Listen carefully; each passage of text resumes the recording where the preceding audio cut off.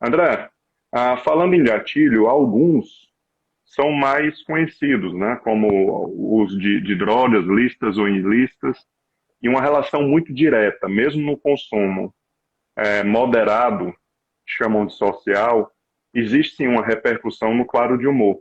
Mas antes da gente entrar nessa parte dos disparadores, é importante a gente lembrar que o cérebro humano é um órgão que, por algum motivo, nós não queremos enxergá-lo como um órgão do corpo humano.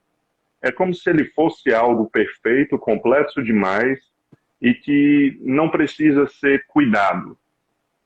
E se a gente pensar, todo mundo nasce com alguma predisposição ou a uma doença de pele, ou uma doença autoimune, ou a hipertensão, ou a diabetes. Então, nós aceitamos bem isso, que eu possa ter uma predisposição a problemas gástricos, a alergias. Não quer dizer que vai disparar, mas existe uma predisposição. E a bipolaridade, o transtorno bipolar, não é diferente disso, é só porque a gente está falando é, de uma, de uma, de uma diferença bioquímica no cérebro, que é uma predisposição. Assim como é no estômago, como é na pele, é tratar o cérebro como um órgão e essas alterações com a mesma atenção que a gente faz com o resto do corpo. Medicação, autocuidado, mudança de hábitos de vida, né? É só salientando isso, porque algumas pessoas mandaram uma mensagem, é genético mesmo. Cara, a maioria das nossas doenças, as doenças mais importantes e crônicas, deve ter uma marcação genética, não necessariamente vai me transtornar, mas existe um marcador genético importante, né? E é importante também a gente diferenciar três tipos de fatores. Tem um fator predisposicional, ou seja, aquele que é um fator que predispõe o indivíduo a uma determinada acontecimento. Fator precipitador, ou seja, o gatilho, o disparador é aquele que acorda o evento. E o manetedor, ou de manutenção, é aquele fator que mantém o evento acontecendo. Hoje nós vamos falar de vários gatilhos, de precipitadores, mas claro que nos nossos dois outros encontros nós falamos sobre a predisposição, né? Então é um conjunto. E algum desses gatilhos de hoje também ajuda a manter a crise, ou a virada maníaca ou depressiva. E o primeiro ponto que eu iniciei, agora eu vou voltar, é em relação ao uso de drogas, listas e ilícitas. Eu queria que você explicasse, André, como é que existe essa interação, tanto com a medicação, como com o transtorno bipolar em si. De verdade, é muito importante entender que até 50% dos pacientes que têm transtorno bipolar preenchem critério para transtorno por uso de substância, pelo álcool, tabagismo, o cannabis e outras drogas como a cocaína têm um papel muito perpetuam as crises e tornam o tratamento, a estabilização desse quadro, a prevenção das crises muito mais difícil, né? Por exemplo, o álcool, eu costumo dizer que mesmo em quantidades moderadas, muitas vezes é um veneno para o paciente que tem transtorno bipolar. Nós sabemos disso, são vários estudos que mostram que o álcool é um grande inimigo de quem tem transtorno bipolar, né? E o tabagismo também tem um papel de piora do prognóstico, e as outras drogas também. Podem tanto precipitar uma primeira crise, como podem manter o humor instável, né? Pode ser tanto precipitador como um mantenedor de crises, de humor André, instável. se fala que o álcool e drogas, quem está na variada baixa, quem está em depressão, afunda mais. Quem está na alta, sobe mais. É assim mesmo ou não existe essa regra? O transtorno bipolar é muito heterogêneo. Talvez é um dos transtornos mais heterogêneos da psiquiatria, porque eu costumo dizer que é muito importante entender que o humor é como se fosse um termostato, né, que está desregulado. Então, você pode ter episódios mistos, episódios maníacos, episódios Uhum. depressivos, e as drogas podem gerar qualquer um desses quadros. Não há uma relação específica. Mas é claro que piora o transtorno como um todo, né? Independente da polaridade do episódio. Uma das funções, André, eu acho, desse nosso episódio da maratona é porque existe uma falsa impressão de que um paciente bipolar mudou do nada. Ele estava bem e absolutamente do nada, sem nenhum motivo, o humor dele virou. E o paciente bipolar, ele geralmente diz, não, não é do nada, geralmente tem um disparador, tem um gatilho. Então, a ideia da nossa consulta hoje é que tanto os pacientes como os familiares ou pessoas que convivem com alguém com esse transtorno entenda que raramente a virada é do nada. O que é preciso entender esses gatilhos para fazer o somatório deles e entender o que aconteceu. E um outro gatilho também muito relevante, André, não só no bipolar, mas em outros transtornos, é a perda de sono, né? Um prejuízo no sono. Como é que Privação isso do sono. afeta? Isso, a privação. Como é que isso afeta a crise? Se é mais para depressão, mais para mania? Definitivamente mais para mania. Porque existe, mesmo as moscas da fruta, pessoal, existem moscas que são notívagas e moscas que são diurnas. Tem hábitos diurnos e noturnos. É um dos genes mais preservados na evolução. E quem tem transtorno bipolar tende a ter o cronotipo vespertino ou noturno. Então, tende a dormir mal. E quando se dorme mal, é um sinal de alerta.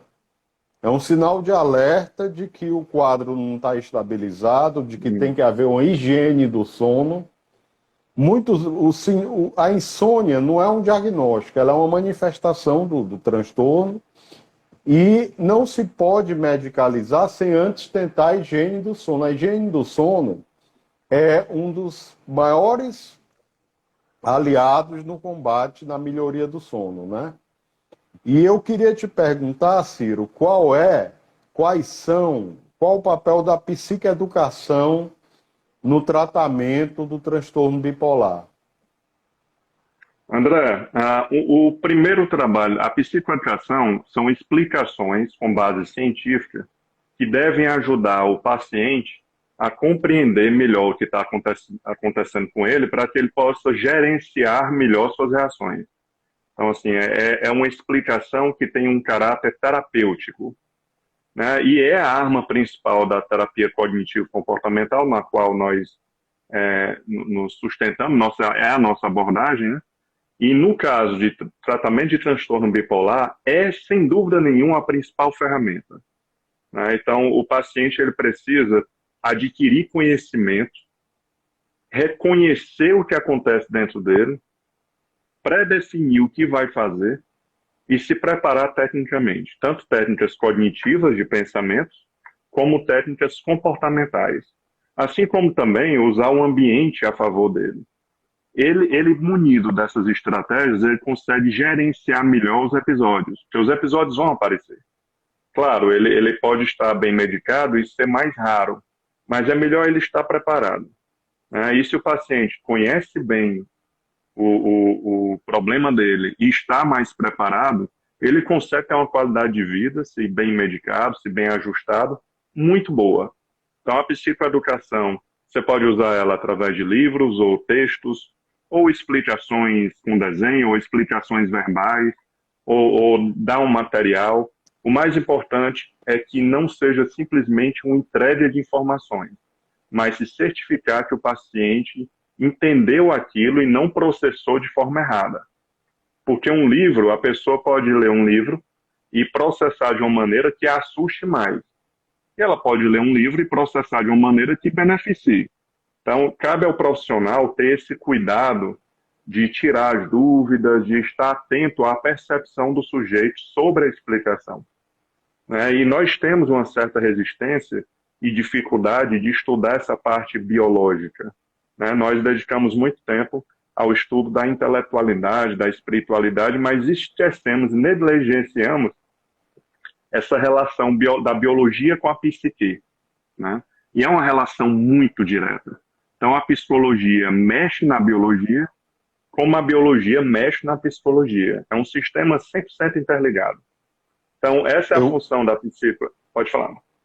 eu costumo dizer que o paciente bipolar tem que dizer o seu transtorno bipolar, né? Porque cada paciente vai ter alguns pródromos ou sinais de alertas de crise individualizadas. Então, a Uhum, psicoeducação ela não é uma abordagem genérica, ela é uma abordagem personalizada. Então, por exemplo, alguns pacientes começam a gastar mais, outros começam a ter um interesse sexual aumentado, outros começam a ficar mais falantes, mais desinibidos, começam a mudar o padrão de sono. Cada paciente vai ter seus próprios sinais de alerta e a psicoeducação vai ajudá-los a identificar. Antes do episódio da onda surgir, vai indicar uhum, o início do episódio para prevenir, ensiná-lo como lidar com esse gatilho antes do uhum. episódio surgir. De uma maneira Ó, personalizada, individualizada, né, Ciro? perfeito, André. E existem outras estratégias também, né? Você pode pedir para ele fazer um diário de 1 a 10 humor, né? Sendo 5 humor estável, de 5 a 1 humor deprimido. E você pode até pedir para ele, ó, me mande todo dia um número no final do dia, como você avalia seu humor. Que aí o terapeuta, ou pedir para também enviar para um grupo familiar criado para o cuidado dele, né? O apoio familiar é uma das peças fundamentais no tratamento de alguns casos mais severos, né? E esses números vão nos deixando em atenção, porque é mais fácil o paciente dizer está nível 7 do que dizer estou hipomaníaco.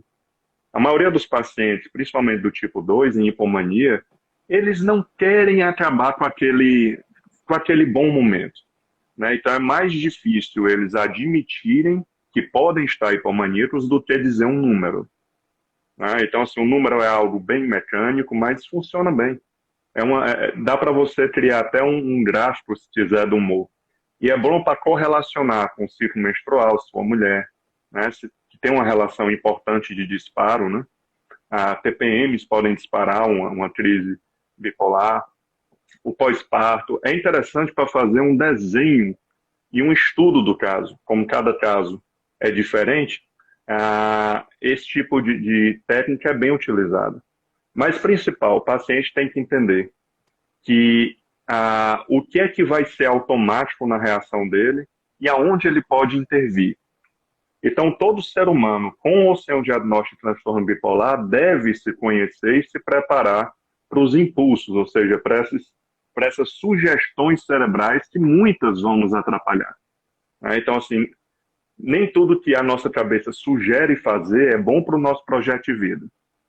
E, claro, se essa sugestão vem com uma carga química muito forte, você vai ter que estar mais preparado para identificar, questionar e dizer não para esse pedido. Então, se eu estou num estado dopado, muito excitado, eu vou ter que ter mais preparo para transcender esse comando, né? Não ceder a esse impulso. Então, o sujeito tem que entender que, se ele estiver na alta, as memórias positivas vão estar mais disponíveis. Se estiver embaixo, as memórias negativas estarão mais disponíveis. Se ele estiver na alta, ele vai estar mais otimista. Se estiver na baixa, mais pessimista, desesperançoso. Então, ele sabendo disso, ele começa a identificar o que é dele, legítimo, e o que é da virada, de cima ou de baixo. Então, ele pode dizer, Ciro, eu estou muito feliz, muito bem, mas, cara, pode ser que o meu humor esteja alterado. Eu dormi pouco, estou bem aqui, estou um pouco mais sexualizado, então pode ser que eu esteja. Necessidade Só. diminuída de sono, né? É um Perfeito. sintoma importante. E a hipomania, como a gente enfatizou bem, é mais sutil do que a mania. A mania é um diagnóstico Uhum, mais confiável da psiquiatria, é muito óbvio, mas a hipomania, o indivíduo tem uma euforia mais branda, uhum, fica mais produtivo, pode até gostar, melhorar o funcionamento. E aí a importância do cônjuge, por exemplo, do familiar, do filho, da filha, de chegar para o médico, de conhecer, né? Então, eu digo, a gente educa famílias bipolares. As intervenções familiares são muito importantes, né? Que não só, e essas lives têm como objetivo transmitir conhecimento aos familiares, para que eles saibam identificar, né, esses gatilhos, esses sinais de alerta antes das crises, para que a gente possa, como profissional, intervir precocemente antes que o episódio surja, antes que a É, crise surja. e um dos disparadores, André, são eventos negativos na vida, um divórcio, a perda de Divórcio, alguém, o muito luto. E importante. claro, cada pessoa vai processar aquele evento de uma maneira. Tem gente que vai dar mais peso, mais leveza. A cabeça de cada um processa de uma maneira, né? Então a gente não pode dizer que todo bipolar vai processar mal um evento. Se ele tiver uma personalidade, uma psique muito bem construída, pode ser que ele fique bem protegido, se for do tipo 2 principalmente, né? E outro ponto que a gente mal fala, às vezes uma boa notícia, ganhar na Mega Sena, estar apaixonado, o nascimento de um filho, às vezes a excitação de uma grande boa notícia pode também precipitar e disparar um quadro, principalmente hipomaníaco ou maníaco, né? A Ou gente mesmo associa sempre, depressivo, né? ou mesmo pode dar a virada, né? Paradoxalmente. É porque eu costumo dizer que o comportamento humano e a mente humana é paradoxal por natureza. E a intenção paradoxal é muito importante. Talvez uma das abordagens terapêuticas mais efetivas, né, baseada em evidência. Então, às vezes o paciente diz, doutor, está tudo bem. Eu digo, sim, mas o que é que poderia melhorar? Está tudo mal, mas o que é que tem de bom? Né? O paradoxo. Então, às vezes, não raras vezes, o paciente ganha na Mega Sena e deprime. É um paradoxo. Ele fica perdido, sem saber o que fazer com o Uhum. dinheiro, sem saber como a vida vai mudar. Um exemplo aqui de uma reação possível. Como é que vai ser minha vida, o novo contexto, como é que vai ser meus relacionamentos. Eu tinha meus amigos simples que me Uhum. abraçavam sem interesse, agora vai haver um interesse nas relações, não vai? Como é que isso tudo vai acontecer? Vai mudar a minha vida? É o que acontece, por exemplo, na psicologia do esporte, né? Que às vezes um jogador de futebol tem uma origem muito humilde, se torna um multimilionário e se perde na, na, na, na, neste processo, né? Tem um evento também, Todo. André, que eu não sei se a expressão é a mesma, mas há muitos anos eu escutei uma expressão, a defesa maníaca. É uma pessoa que passa por um episódio muito negativo e no lugar de, na teoria, todo mundo imagina que ela vai deprimir, ela entra numa crise maníaca e as pessoas não entendem bem. Perfeito. É como se fosse uma defesa, né? Um sistema de defesa. Ainda se usa essa expressão, defesa maníaca, ou está em desuso? Está em desuso, é um conceito psicanalítico, né? Realmente, você falou muito bem quando disse que todo quadro psiquiátrico, desde a depressão até a ansiedade, até o transtorno bipolar, tem um componente genético. Mas há uma contribuição relativa da genética e do ambiente. No caso do transtorno bipolar, 80% é contribuição genética. Por isso que eu digo que são famílias bipolares. Aí você tem uma pessoa mais Uhum. hipertímica, aquela pessoa muito positiva na família, o outro é ciclotímico, o outro é deprimido, tem vários episódios de depressão, que a recorrência, mais de 6 episódios de depressão, pode definir uma bipolaridade, mesmo sem ter hipomania. Eu acredito nisso e outros especialistas no assunto, né? Então, é muito importante esse contexto familiar e foi uma das grandes razões que a gente planejou junto essa maratona, né? Foi ajudar porque os familiares têm que estar empoderados. Que Eu bom, uso esse André. termo. E uma coisa importante também na terapia do transtorno bipolar é o paciente entender que a nossa reação emocional está muito modulada. ligada à nossa percepção do evento, ou seja, o que imediatamente eu penso na hora que eu vivo aquela situação. Então, assim, este primeiro pensamento, ele vai ter uma relação muito proporcional ao que eu vou sentir. Então, eu posso estar factualmente bem de vida, mas se naquele momento eu estou pensando que minha vida está muito ruim, eu vou ter uma emoção negativa. Então, o fato parece que ele é mediado entre o mundo e minha emoção, parece que ele é mediado pela percepção humana. E a nossa percepção da realidade não é uma Perfeito. escolha. Eu não escolho como eu vou perceber a vida. A percepção, ela é fruto, ela nasce de processos cerebrais. E claro que esses processos não têm nenhum tipo de compromisso com felicidade ou qualidade de vida, são simplesmente processos. Entre eles, padronicidade, ou seja, buscar encaixar a situação em memórias que eu já tenho, viés de confirmação, confirmar o que eu já acredito, né? Então, o cérebro tem uma tendência de buscar evidências que combinem com o que eu já acredito, com minhas crenças. Então, nossa visão do mundo está longe de ser livre ou limpa. Ela sim está amarrada a processos que a gente deve estudar e conhecer de forma íntima. Cada pessoa processa de um jeito. E aí temos os instintos, temos as vulnerabilidades emocionais, mas, sem dúvida, um dos processamentos mais importantes que deformam mais nossa percepção da realidade é o estado de humor na hora. Então, como o meu humor vai estar na hora, vai gerar uma deformação direta e importante do que eu penso sobre a situação. Só que nós, por uma falta de treinamento ou de humildade cognitiva, nós defendemos nossa percepção mesmo muito distorcida como uma percepção límpida e verdadeira, né? Então, na hora de uma depressão, ou de uma hipomania, ou de uma mania, o sujeito jura por tudo que o que ele está dizendo é o que está acontecendo e que ele não está exagerando ou sendo otimista. Claro, depois que passa a grande onda, ele enxerga e diz, não, não era eu pensando, né? Então, assim, cabe à terapia ajudar o paciente a identificar possíveis distorções na forma dele pensar a vida que possa ter influência de tudo isso, inclusive do humor. Então, se eu É estou com como humor eu. elevado, É. eu sei que minha percepção vai alterar. É melhor partir dessa regra de ouro. Humor elevado vai alterar, humor muito rebaixado vai alterar. Humor estável deve alterar, mas nem tanto. Mas eu sempre vou jurar que não está alterado.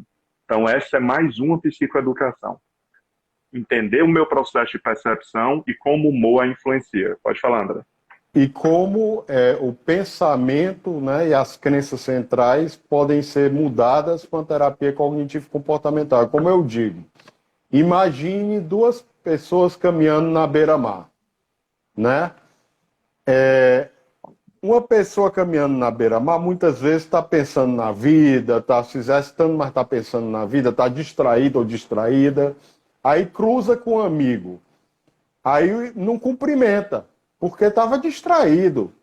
Aí você pode pensar, ele está pensando em outra coisa, não me cumprimentou. Então, vai dizer, não, eu sou uma pessoa muito sem atração, pouco atrativa, a pessoa não me cumprimentou Uhum. porque não quis falar comigo, eu sou uma pessoa desagradável, né? Então, o pensamento automático daquele evento, que está ligado a uma crença central, é um objeto importante, né, da terapia cognitivo-comportamental que subjaz que gera o afeto correspondente, né? Então, aquela Isso. pessoa que interpretou que é sem atrativo, sem atração, é desagradável, vai ficar triste. Já a outra pessoa dizendo, não, essa pessoa simplesmente estava distraída, não estava nem aí para nada. Estava querendo era caminhar, conversar com a esposa, não estava nem aí para Uhum. mim, nem para ninguém que fosse. Não é uma coisa pessoal minha. Eu não levei para o lado pessoal. Então eu vou ter uma reação mais funcional. A nossa interpretação, André, ou percepção, ou ponto de vista, é o nome que a gente quiser dar, né? Ela tem essa influência também das sensibilidades, ou seja, dos esquemas, ou áreas da vida que eu sou mais vulnerável. Então, se eu tenho um paciente com diagnóstico de transtorno bipolar e ele é extremamente sensível à rejeição, a terapia tem que focar em tratar isso. Porque pode ser uma fonte, é uma predisposição que ele já tem a uma crise depressiva, ok? Então, o tratamento da bipolaridade é um tratamento, como quase todas as outras terapias, de tentar manter o indivíduo com o menos predisposição e disparo possível e prepará-lo para a crise, né? Então, assim, as técnicas pré-crise e as técnicas de enfrentamento de crises são distintas. Antes Eu das crises, ou concordo. seja, antes do evento em si, daquele momento que você é tomado pela onda emocional, antes e depois é legal usar mais técnicas cognitivas de racionalização, de entendimento, de preparação, mas na hora do combate corpo a corpo, a nossa inteligência, ela sofre alterações pela emoção. Então, assim, eu não posso dizer que a inteligência humana é a melhor ferramenta para se usar em um choque emocional. Às vezes é melhor você já ter pré-definido o que vai ser feito, como você vai agir, frases já pré-definidas, porque na hora o sujeito ele perde muito a capacidade de análise e raciocínio. Então, assim, é não acreditar que exista uma técnica que serve para tudo. Hoje nós temos no nosso arsenal terapêutico, né, neurocientífico, mais de 80 técnicas de manejo emocional, comportamentais, de estímulo ambiental, cara, tem tudo, cognitivo. Então, eu não vou usar 80 técnicas em um paciente. Eu vou escolher qual funciona melhor para aquela Para reação aquele dele. paciente. Cabe ao terapeuta Para a ter um vulnerabilidade daquele olhar, paciente. isso, ter um olhar Interessante. fino e escolher bem as técnicas para fazer um bom kit. E é bom o paciente saber, na hora H, nem terapeuta, nem psicólogo, nem psiquiatra, a inteligência está tomada, está sequestrada. Ela não deve ser, quer dizer, é muito difícil na hora de uma depressão eu conseguir deitar e racionalizar a depressão e destruí-la através de pensamentos. Muito difícil. Concordo. Então, tanto a virada de cima ou a de baixo, às vezes é importante você usar a rotina, atividades, né, o ambiente, as pessoas. Às vezes, estratégias mais mecânicas, mesmo que interna. A autoinstrução é uma estratégia de pensamento comportamental. Ela é pensamento, mas é comportamental. Supressão cognitiva, distrações. Então, é bom o sujeito saber. Terapia é uma coisa, na hora do vamos ver, é outra estrutura técnica. Então, cabe ao terapeuta escolher as técnicas e ir experimentando ver qual paciente adere melhor. Tem paciente que funciona bem com 3 técnicas. Ele consegue fazer uma gerenciamento da reação com 3 técnicas. E é muito bom. E tem paciente que precisa, e é como medicação. Às vezes a gente vai ter que ir trocando as técnicas em busca de um pacote bom. Parece uma explicação muito mecanicista ou até simplista que eu estou dando. Mas na hora de uma crise, lembrem das crises de vocês, né? Tanto nós como nossos ouvintes, na hora da crise, é melhor estar pré-definido o que vai ser feito. Porque se você for definir na hora, você pode tender a alimentar o ciclo emocional que você está vivendo. Ok? André, você ia falar alguma coisa? E aí a importância da memória, da aprendizagem na terapia cognitivo-comportamental, das experiências, né?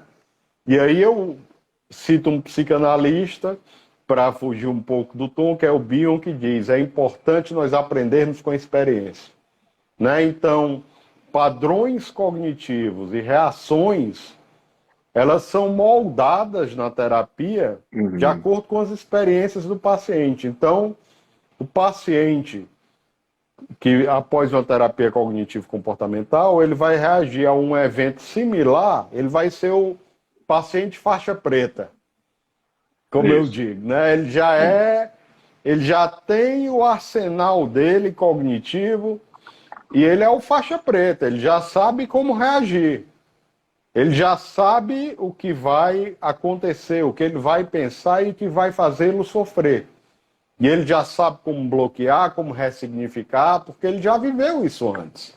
E ele foi Isso. ensinado. E ele se torna, ele introjeta a função do terapeuta. Ele é o próprio terapeuta dele. Aí quando está perto da alta, né? Uhum. Então é importante essa função da psicoeducação e da terapia cognitivo-comportamental, que não são terapias eternas. É claro que o paciente pode retornar de 2 em 2 meses depois da alta, né, para checar o que foi aprendido, para fazer uma rechecagem, um Uhum. recauchutamento, mas é ter por tempo limitado. São terapias baseadas em evidência científica, que tem diálogo com a neurociência, que você falou muito bem.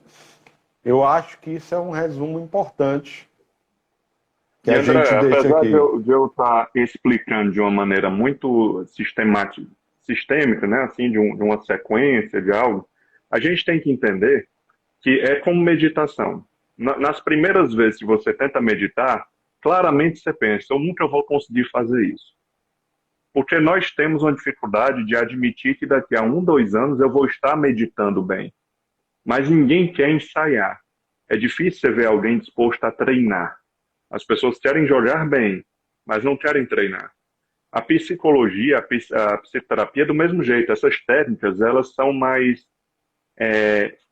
difíceis de aplicar no começo, mas depois de 1, 2 anos que o sujeito está aplicando, como você disse, já vira quase um padrão dele. Então, as pessoas têm que entender que terapia também, o efeito não é imediato. Existe uma melhora, mas assim, o auge da terapia é depois de alguns anos que o sujeito usa o que ele aprendeu. Porque do mesmo jeito que o cérebro é um repetidor de padrões ruins, ele também pode aprender padrões bons, funcionais, ou seja, que nos ajudem, inclusive as técnicas. Mas pensa assim, tudo que a gente conversa numa sessão, ou que nós estamos conversando aqui, está muito pré-frontalizado na turma, ok? Ou seja, a nossa reação ao problema, ela geralmente é uma reação mais do mundo automático, vamos dizer assim. A única maneira da gente enterrar essa nova reação terapêutica para ficar pertinho da reação ao problema é a repetição. Então não adianta só eu me preparar e continuar fugindo de tudo. É interessante se preparar e na medida do possível, ir treinando, ensaiando, quando estiver bem, não quando estiver em crise. O ensaio deve ser feito, um ensaio comportamental, ou na terapia, ou de uma maneira muito bem controlada, fora de casa, para que o sujeito bem consiga ensaiar um pouquinho de como ele vai reagir. Isso é importante. Se não houver ensaio, não há memorização. Só existe memória cerebral com Com repetição. Não tem outro experiência. caminho. Então, mesmo que a pessoa entenda, existe uma grande chance de, na hora que ela tem um momento muito emotivo, que exista uma diminuição de atividade pré-frontal e ela esqueça da terapia, ou até o hipocampo deu ali uma disfunção e ela tem uma perda de memória momentânea. E a terapia vai embora, entendeu?